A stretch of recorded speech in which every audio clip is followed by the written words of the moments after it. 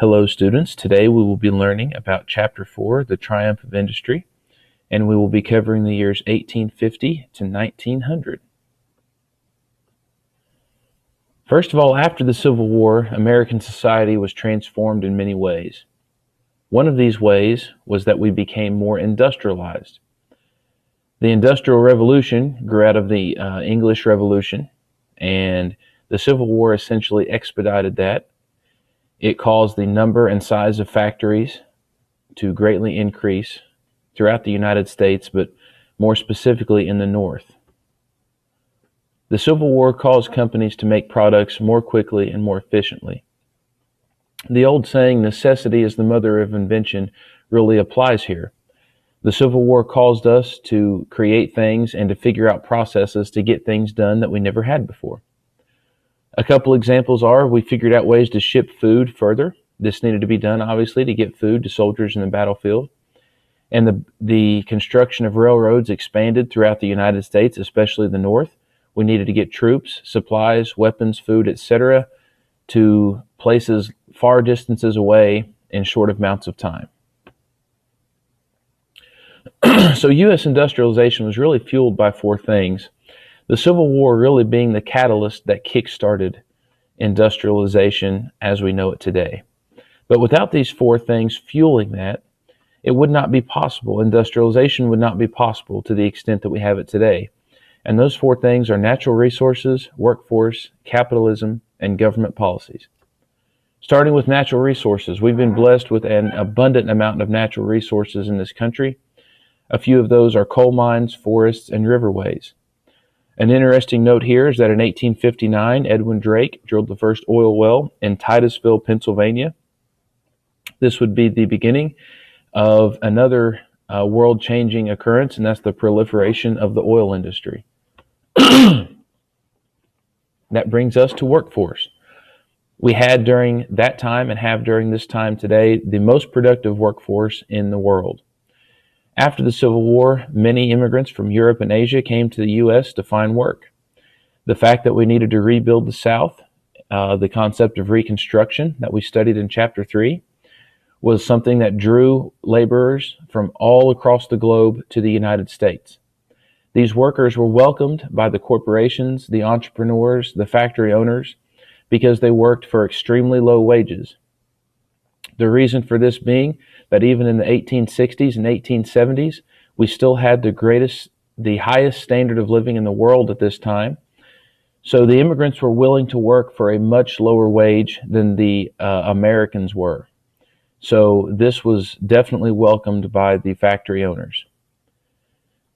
Throw in the mix capitalism. Capitalism is the economic system that rewards people for looking out for their own economic welfare, for working for themselves, for starting businesses.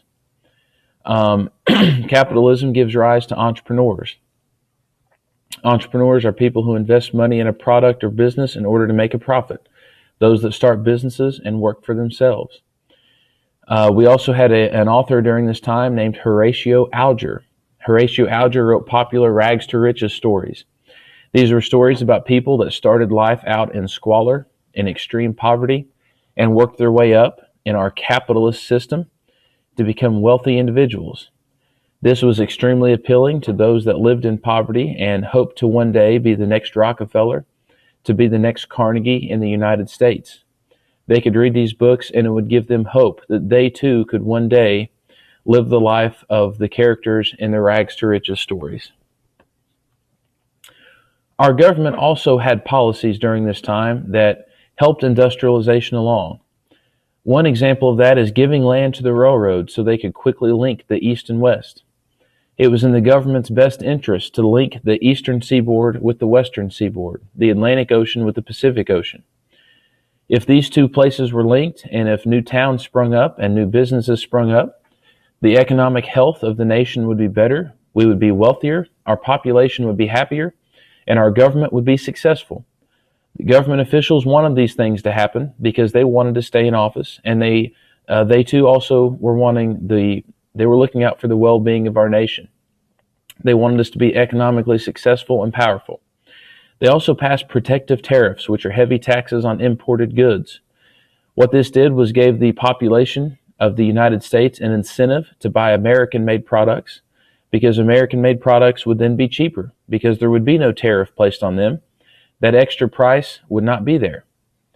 Also, we had laissez-faire policies. Laissez-faire is French for let it be, and that is the concept of the government's attitude toward the economy. Let it be, or minimal government influence in the economy. And all of this industrialization and all of this necessity led to many inventions. And we're going to categorize those into 4 areas of innovation, and that will be electricity, communications, steel, and railroads. Beginning with electricity, in 1876, Thomas Edison established a research lab at Menlo Park, New Jersey, even though Thomas Edison himself was from the great state of Ohio, and became known as the Wizard of Menlo Park because he received over 1,000 patents during his time. A patent, of course, is a grant by the federal government giving the inventor an exclusive right to sell his product. This could also fit under the category of government policies, because this is something else the government did to encourage invention, encourage entrepreneurship. Also, it could fall under the category of capitalism, because this is what happens in a capitalist society. Because people know they can make money, they invent products that people want to buy. In 1880 was Thomas Edison's arguably most important invention, and that was the incandescent light bulb. Number 2 is communications. You see here in 1884, Samuel Morse invents the telegraph. That's a typo. That should be 1886, I believe. Alexander Graham Bell patents the telephone. And in 1896, Guglielmo Marconi invents the wireless telegraph. And these things will lead to, in a few short years after 1896, the radio becoming proliferate throughout the United States. In the 1850s, an Englishman named Henry Bessemer developed the steel-making process known as the Bessemer process. This was a way to make to make steel stronger, cheaper, and more efficiently. This led to, in the United States, in the post-Civil War era, the building of skyscrapers and suspension bridges. Skyscrapers allowed us to build up rather than out, and allowed us to continue urbanization without taking up vast amounts of land. And suspension bridges, of course, helped our travel because large bodies of water were no longer a major obstacle to transportation and progress. The 4th area we're going to talk about is railroads. We've got 2 inventors here, Westinghouse and Woods. Westinghouse invented air brakes in 1869, and this made railroad travel much safer because the brakes were more efficient. And Granville Woods patented the railroad telegraph in 1887, increasing communication on the railroads. And something very interesting is that in 1884, time zones were created. Delegates from 27 different countries divided the globe into 24 different time zones. They met in Washington, D.C. at the behest of the railroad companies. The railroad companies were running into severe problems because each locality would have a slightly different time. So they thought by standardizing time, it would make railroad travel safer and make their companies work better and maybe possibly be more profitable. So this led to the creation of 24 different time zones, starting with the time zone in which Washington, D.C. is located. It became known as Eastern Standard Time and is known as such today. So industrialization changed the lifestyle of the U.S. One point is that it linked world markets. Because of railroads, because of telegraphs, and so forth, we could ship products to seaports, and they could then be transported across the globe, and we could receive products that were made in other parts of the globe quicker and easier. It changed our society in the fact that fewer farmers were needed and people had more money. With more industrialization, more factories, more jobs, people were earning higher wages.